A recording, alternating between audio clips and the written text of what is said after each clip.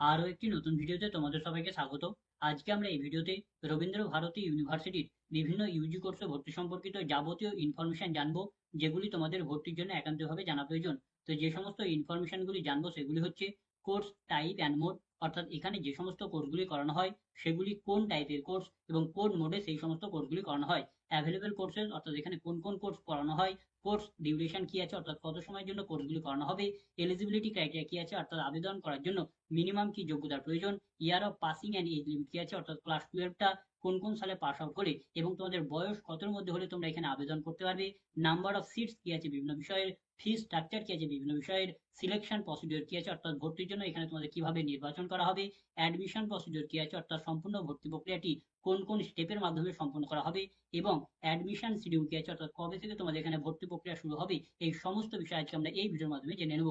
তো প্রথমে আমরা দেখে নেব যে কোর্স টাইপ অ্যান্ড মোড কি আছে, অর্থাৎ এখানে যে সমস্ত কোর্সগুলি করানো হয় সেগুলি কোন টাইপের কোর্স এবং কোন মোডে সেই সমস্ত কোর্সগুলি করানো হয়। তো রবীন্দ্র ভারতী ইউনিভার্সিটিতে যতগুলি ইউজি কোর্স করানো হয়, অর্থাৎ আর্টস, ফাইন আর্টস এবং ভিজুয়াল আর্টসের মধ্যে যতগুলি ইউজি কোর্স করানো হয় সমস্ত কোর্সই হচ্ছে অনার্স গ্র্যাজুয়েট কোর্স। এখানে তোমাদের কোনো প্রকারের জেনারেল গ্র্যাজুয়েট বা প্রোগ্রাম গ্র্যাজুয়েট বা পাস গ্র্যাজুয়েট বা মাল্টি ডিসিপ্লিনারি টাইপের কোর্স অ্যাভেলেবেল নেই।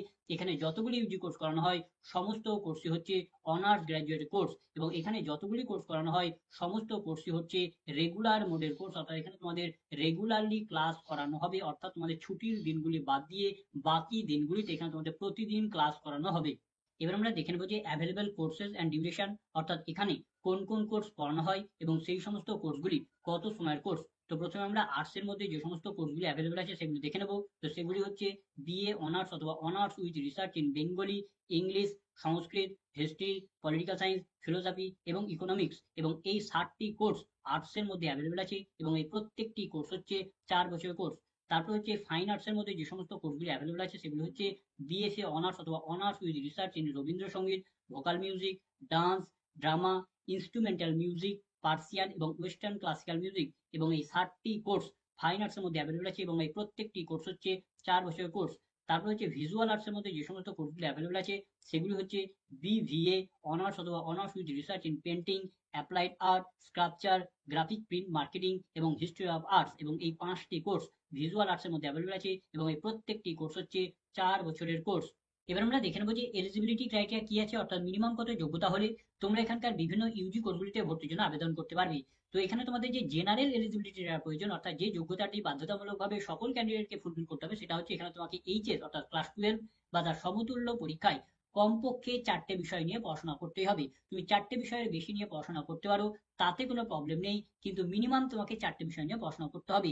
এবং এই 4টে বিষয়ের মধ্যে যদি তোমরা ক্লাস 12-এ এনভায়রনমেন্টাল স্টাডিজ বা এনভায়রনমেন্টাল এডুকেশন বা এনভায়রনমেন্টাল সায়েন্স এই সমস্ত বিষয়গুলি যদি পড়ে থাকো, তাহলে এই সমস্ত বিষয়গুলিকে 4টে বিষয়ের মধ্যে ধরা যাবে না। অর্থাৎ এই সমস্ত বিষয়গুলি পড়ে থাকলে এই সমস্ত বিষয় বাদ দিয়ে বাকি আরো যে কোনো 4টি বিষয় তোমাকে পড়তে হবে।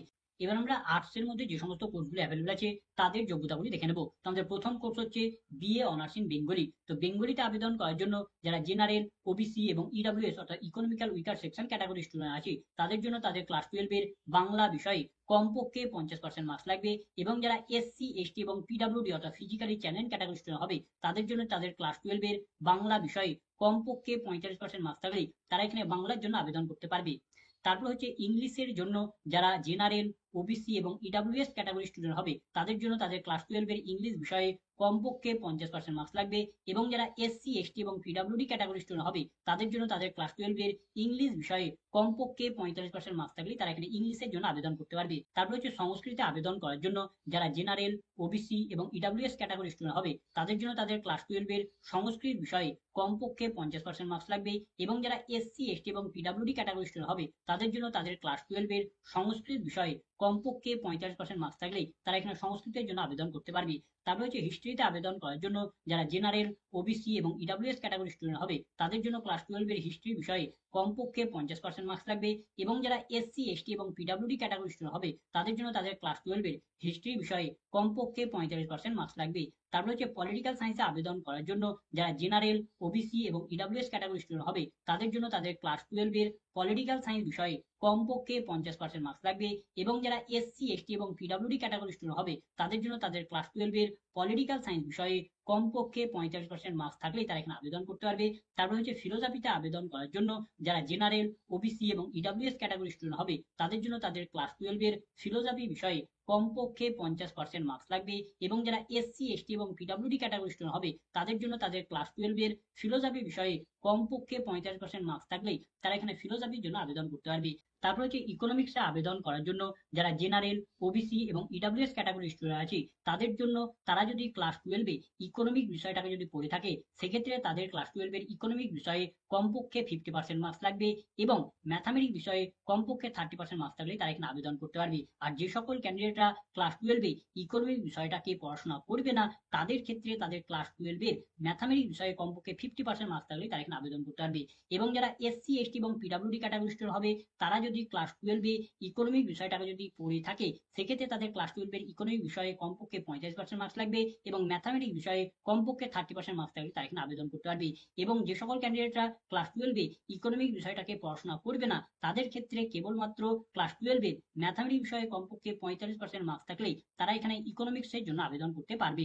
এবার আমরা দেখে নেবো যে ফাইন আর্টসের মধ্যে যে সমস্ত কোর্সগুলো অ্যাভেলেবল আছে তাতে আবেদন করার জন্য তোমাদের কি যোগ্যতার প্রয়োজন। তো সেই সমস্ত কোর্সগুলো হচ্ছে BFA honours in Rabindrasangeet, vocal music, dance, drama, instrumental music, Persian এবং হচ্ছে ওয়েস্টার্ন ক্লাসিক্যাল মিউজিক। তো এই সমস্ত কোর্সগুলিতে আবেদন করার জন্য এখানে তোমাকে এইচএস অর্থাৎ ক্লাস 12 বা তার সমতুল্য পরীক্ষাটি তোমাকে পাস আউট হতে হবে। অর্থাৎ তুমি সায়েন্স, আর্টস, কমার্স নিয়ে যে কোনো স্ট্রিম থেকে তুমি পড়াশোনা করতে পারো, কেবলমাত্র তোমাকে ক্লাস 12টা পাস করতে হবে।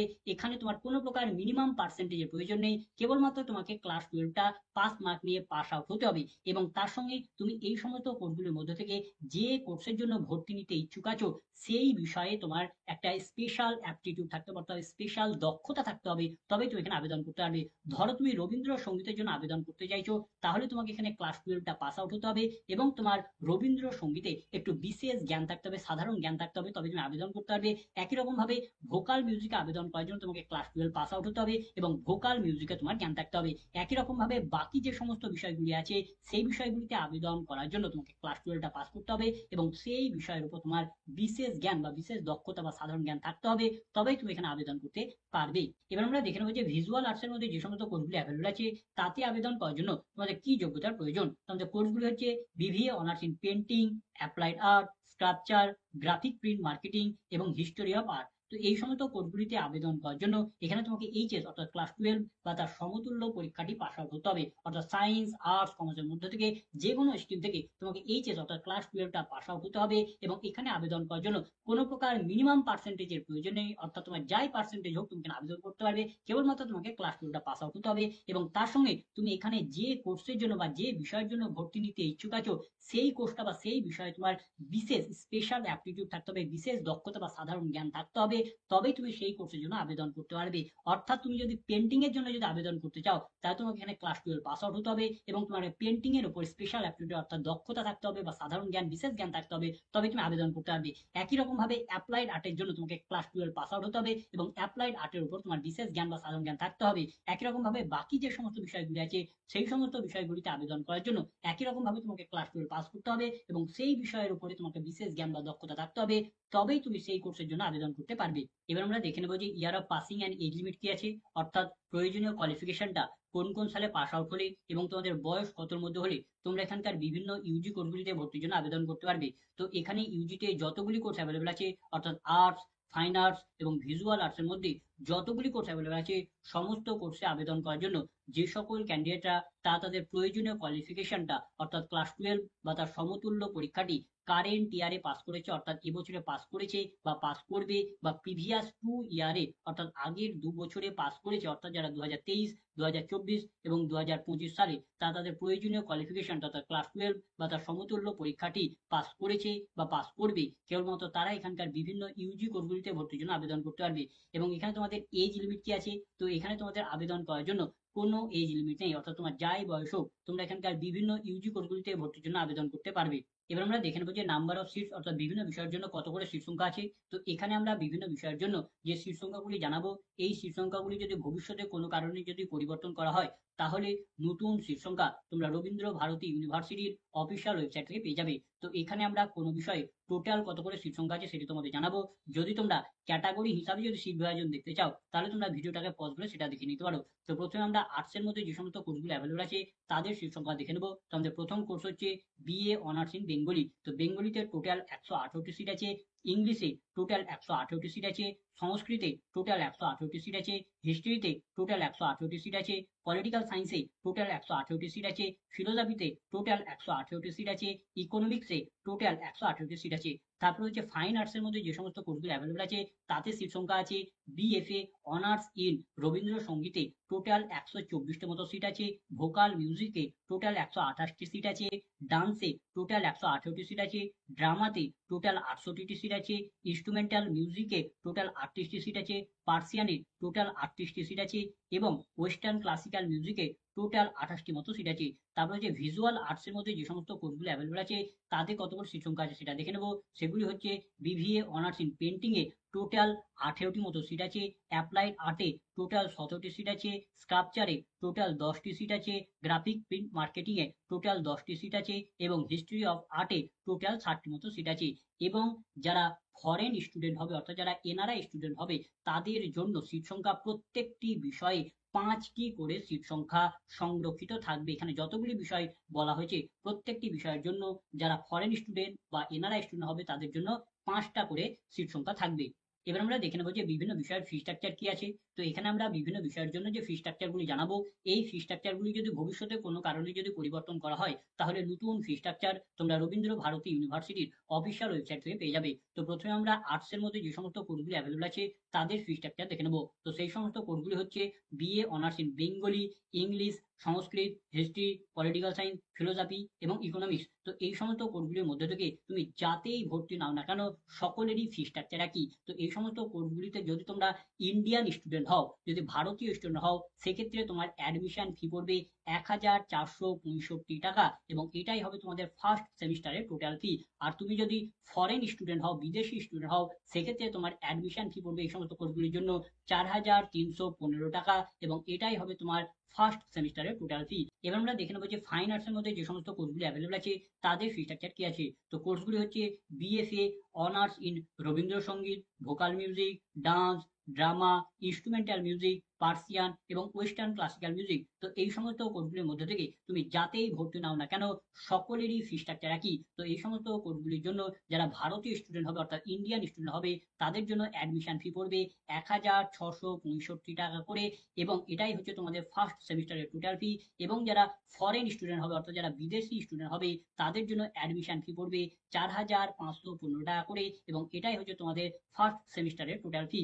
তারপরে যে ভিজুয়াল আর্টসের মধ্যে যে সমস্ত কোর্সগুলো অ্যাভেলেবল আছে তাদের ফি স্ট্রাকচারগুলো দেখে নেবো। তো সেই সমস্ত কোর্সগুলো হচ্ছে BVA honours in painting, applied art, sculpture, graphic print marketing এবং হিস্ট্রি অফ আর্টস। তো এই সমস্ত কোর্সগুলির মধ্যে থেকে তুমি যাতেই অ্যাডমিশন নাও না কেন সকলেরই ফি স্ট্রাকচার একই। তো এই সমস্ত কোর্সগুলিতে যারা ইন্ডিয়ান স্টুডেন্ট হবে অর্থাৎ যারা ভারতীয় স্টুডেন্ট হবে তাদের অ্যাডমিশন ফি পড়বে 1665 টাকা করে এবং এটাই হবে তাদের ফার্স্ট সেমিস্টার টোটাল ফি। এবং যারা ফরেন স্টুডেন্ট হবে অর্থাৎ যারা বিদেশি স্টুডেন্ট হবে তাদের জন্য এখানে অ্যাডমিশন ফি পড়বে 4515 টাকা করে এবং এটাই হবে তাদের ফার্স্ট সেমিস্টারের টোটাল ফি। এবার আমরা দেখে নেবো যে সিলেকশন প্রসিডিওর কি আছে অর্থাৎ ভর্তির জন্য তোমাদের এখানে কিভাবে সিলেক্ট করা হবে অর্থাৎ কিভাবে নির্বাচন করা হবে।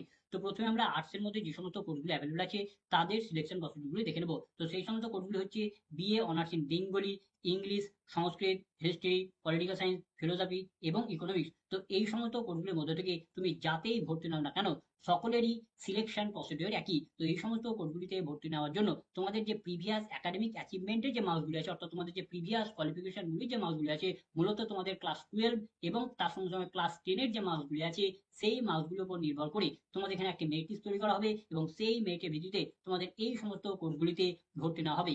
তারপর হচ্ছে ফাইন আর্টসের মধ্যে যে সমস্ত কোর্সগুলো অ্যাভেলেবল আছে তাদের সিলেকশন প্রসিডিওর দেখে নেবো। তো সেই সমস্ত কোর্সগুলো হচ্ছে BFA honours in Rabindrasangeet, vocal music, dance, drama, instrumental music, Persian এবং ওয়েস্টার্ন ক্লাসিক্যাল মিউজিক। তো এই সমস্ত কোর্সগুলির মধ্যে থেকে তুমি যাতেই ভর্তি নাও না কেন সকলেরই সিলেকশন প্রসিডিউর একই। তো এই সমস্ত কোর্সগুলিতে ভর্তি নেওয়ার জন্য তোমাদের এখানে একটি অ্যাডমিশন টেস্ট নেওয়া হবে এবং তোমাদের অ্যাডমিশন টেস্টের মার্কস এবং তার সঙ্গে সঙ্গে তোমাদের যে প্রিভিয়াস একাডেমিক অ্যাচিভমেন্টের যে মার্কসগুলি থাকবে, অর্থাৎ তোমাদের যে প্রিভিয়াস কোয়ালিফিকেশনের যে মার্কসগুলি থাকবে, মূলত তোমাদের যে ক্লাস 12 এর যে মার্কসগুলি থাকবে, এই দুটি মার্কস দেখে তোমাদের এখানে একটি মেরিট লিস্ট তৈরি করা হবে এবং সেই মেরিটের ভিত্তিতে তোমাদের এখানকার বিভিন্ন এই সমস্ত কোর্সগুলিতে ভর্তি নেওয়া হবে। এবং এখানে তোমাদের যে অ্যাডমিশন টেস্টটা নেওয়া হবে, সেই অ্যাডমিশন টেস্টে তোমাদের এখানে প্র্যাকটিক্যাল টেস্ট নেওয়া হবে এবং থিওরিক্যাল টেস্ট অর্থাৎ রিটেন টেস্টও নেওয়া হবে। তারপর হচ্ছে ভিজুয়াল আর্টসের মধ্যে যে সমস্ত কোর্সগুলো অ্যাভেলেবল আছে তাদের সিলেকশন প্রসিডিউর দেখে নেবো। তো সেই সমস্ত কোর্সগুলো হচ্ছে BVA honours in painting, applied art, sculpture, graphic print marketing এবং হিস্টোরি অফ আর্ট। তো এই সমস্ত কোর্সগুলির মধ্যে থেকে তুমি যাতেই ভর্তি নাও না কেন সকলেরই সিলেকশন প্রসিডিউর একই। তো এই সমস্ত কোর্সগুলিতে ভর্তি নেওয়ার জন্য তোমাদের এখানে একটি অ্যাডমিশন টেস্ট নেওয়া হবে এবং এখানে তোমাদের অ্যাডমিশন টেস্টের মার্কস এবং তার সঙ্গে সঙ্গে তোমাদের যে প্রিভিয়াস একাডেমিক অ্যাচিভমেন্টের যে মার্কসগুলি থাকবে, অর্থাৎ তোমাদের যে প্রিভিয়াস কোয়ালিফিকেশনের যে মার্কসগুলি থাকবে, মূলত তোমাদের যে ক্লাস 12 এর যে মার্কসগুলি থাকবে, এই দুটি মার্কস দেখে তোমাদের এখানে একটি মেরিট লিস্ট তৈরি করা হবে এবং সেই মেরিটের ভিত্তিতে তোমাদের এই সমস্ত কোর্সগুলিতে ভর্তি নেওয়া হবে। এবং এখানে তোমাদের যে অ্যাডমিশন টেস্টগুলি নেওয়া হবে, সেই অ্যাডমিশন টেস্টে এখানে তোমাদের প্র্যাকটিক্যাল টেস্ট নেওয়া হবে, তারপরে থিওরিটিক্যাল টেস্ট অর্থাৎ রিটেন টেস্ট নেওয়া হবে এবং তার সঙ্গে সঙ্গে তোমাদের এখানে ভাইবা ভয়েস অর্থাৎ মৌখিক পরীক্ষাও নেওয়া হবে এবং এই তিনটি মিলে তোমাদের অ্যাডমিশন টেস্টের মার্কস নেওয়া হবে। এবার আমরা দেখে নেবো যে অ্যাডমিশন প্রসিডিউর কি আছে, অর্থাৎ সম্পূর্ণ ভর্তি প্রক্রিয়াটি কোন কোন স্টেপের মাধ্যমে সম্পন্ন করা হয়। তো তোমরা যদি রবীন্দ্র ভারতী ইউনিভার্সিটির বিভিন্ন ইউজি কোর্সে যদি ভর্তি নিতে চাও, তাহলে প্রথমেই তোমাকে অনলাইনের মাধ্যমে অ্যাপ্লিকেশন ফর্ম ফিল আপ করতে হবে। তারপর তোমাদের অ্যাপ্লিকেশন ফর্ম কারেকশন করানো হবে, অর্থাৎ যাদের যাদের ভুল ত্রুটি থাকবে তাদের কারেকশন করার জন্য সুযোগ দেওয়া হবে। তারপর তোমাদের মাস্টার মেরিট লিস্ট প্রকাশ করা হবে। তারপর তোমাদের যে সমস্ত বিষয়গুলির ভর্তির জন্য অ্যাডমিশন টেস্ট নেওয়া হবে তাদের ক্ষেত্রে অ্যাডমিট কার্ড দেওয়া হবে। তারপর যাদের যাদের অ্যাডমিশন টেস্ট হবে তাদের অ্যাডমিশন টেস্ট নেওয়া হবে। এখানে তোমাদের যাদের প্র্যাকটিক্যাল থাকবে তাদের প্র্যাকটিক্যাল টেস্ট হবে, থিওরি টেস্ট হবে, যাদের ভাইবা ভয়েস থাকবে তাদের ভাইবা ভয়েস, এই সমস্ত টেস্টগুলি হবে। তারপরে এই অ্যাডমিশন টেস্ট হওয়ার পর তাদের রেজাল্ট এবং ফাইনাল মেরিট লিস্ট প্রকাশ করা হবে। এবং যে সমস্ত বিষয়গুলির ভর্তির জন্য অ্যাডমিশন টেস্ট নেওয়া হবে না, মেরিটের বেসিসে ভর্তি নেওয়া হবে ক্লাস 12 এর, তাদের ক্ষেত্রে এই অ্যাডমিট কার্ড ডাউনলোডের স্টেপটা এবং অ্যাডমিশন টেস্টের স্টেপ, এই দুটি স্টেপ হবে না। তাদের ডাইরেক্ট তাদের অ্যাপ্লিকেশন ফর্ম ফিল আপ করার পর কারেকশন করার পর ডাইরেক্ট এই ফাইনাল মেরিট লিস্টটা প্রকাশ করা হবে। এবং এই সমস্ত মেরিট লিস্টে যে সকল ক্যান্ডিডেটদের নাম থাকবে তারা ভর্তির জন্য সিলেক্ট হবে এবং তখন যদি তারা ভর্তি নিতে চায় তখন তাদেরকে একটি নির্দিষ্ট টাইম পিরিয়ড দেওয়া হবে এবং সেই নির্দিষ্ট টাইম পিরিয়ডের মধ্যে তাদের যে সেই কোর্সের যে অ্যাডমিশন ফিটা থাকবে সেই অ্যাডমিশন ফিটাকে পেমেন্ট করে ভর্তি নিতে হবে। তারপর তোমাদের ডকুমেন্ট ভেরিফিকেশন করানো হবে, তার জন্য তোমাদের একটি নির্দিষ্ট ডেট দেওয়া হবে এবং যে ডেট তোমাদের দেওয়া হবে সেই নির্দিষ্ট ডেটে তোমাদের যত প্রকার অরিজিনাল ডকুমেন্টগুলি থাকবে সেই অরিজিনাল ডকুমেন্টগুলিকে নিয়ে শারীরিকভাবে তোমাকে যেখানে উপস্থিত থাকতে বলা হবে সেখানে উপস্থিত থাকতে হবে এবং সেখানে তোমাদের সমস্ত অরিজিনাল ডকুমেন্টগুলি ভেরিফিকেশন করা হবে, সমস্ত ইনফরমেশনগুলি চেক করা হবে এবং তোমার যদি সমস্ত ডকুমেন্ট এবং সমস্ত ইনফরমেশন যদি ঠিকঠাক থাকে তাহলে তোমার অ্যাডমিশনকে ফাইনাল করে দেওয়া হবে এবং তোমার অ্যাডমিশনটা কনফার্ম হয়ে যাবে এবং এইভাবে সম্পূর্ণ ভর্তি প্রক্রিয়াটিকে সম্পন্ন করা হবে। এবার আমরা দেখে নেবো যে অ্যাডমিশন শিডিউল কি আছে, অর্থাৎ কবে থেকে তোমাদের এখানে ভর্তি প্রক্রিয়া শুরু হবে। তো এখানে ইউজিতে যতগুলি কোর্স অ্যাভেলেবল আছে, অর্থাৎ আর্টস, ফাইন আর্টস এবং ভিজুয়াল আর্টসের মধ্যে যতগুলি কোর্স অ্যাভেলেবল আছে সমস্ত কোর্সের ভর্তি প্রতি বছর প্রায় মে জুন মাসের দিকে শুরু হয়। তো আশা করা যাচ্ছে এবছরও তোমাদের মে জুন মাসের মধ্যেই সমস্ত ইউজি কোর্সের ভর্তি প্রক্রিয়া শুরু হয়ে যাবে। তবে কোনো কারণবশত এই সময় পিরিয়ডের একটু আধটু পরিবর্তন হতে পারে, তাই অ্যাকচুয়াল কবে থেকে শুরু হবে সেটা তোমরা জানতে পারবে রবীন্দ্র ভারতী ইউনিভার্সিটির অফিসিয়াল ওয়েবসাইট থেকে। তাই প্রতিনিয়তই তোমাদের রবীন্দ্র ভারতী ইউনিভার্সিটির অফিসিয়াল ওয়েবসাইটকে ভিজিট করে ফলো করতে হবে, সেখানেই তোমাদের নোটিশ দিয়ে জানিয়ে দেওয়া হবে। তো এই ছিল আজকের ভিডিও। তো ভিডিওটা যদি ভালো লাগে তো লাইক করবে, বন্ধুদের মধ্যে শেয়ার করবে, ভিডিও সম্পর্কিত বিষয়ে কোনো কিছু জানা থাকলে কমেন্ট করবে এবং সাবস্ক্রাইব করে আমাদের সাথে সহযোগ হবে। ধন্যবাদ।